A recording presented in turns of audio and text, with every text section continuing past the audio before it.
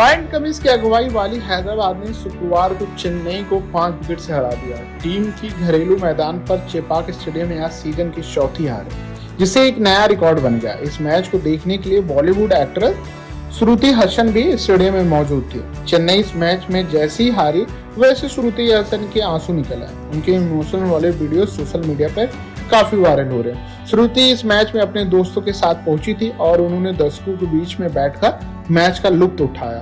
वो आज Chennai super Kings के कप्तान महेंद्र सिंह धोनी के बल्लेबाजी के लिए आने पर बहुत खुश दिखाई दी। अपने मोबाइल फोन से उनकी तस्वीर लेती रही। हालांकि जब सीएसके मैच हार गए तो वह निराश हो गई। उनके आंखों से आंसू छलक आए।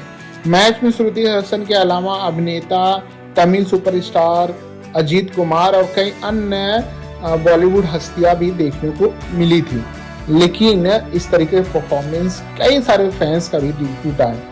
इस वीडियो पे आपकी क्या राय है, कमेंट बॉक्स में बताएं।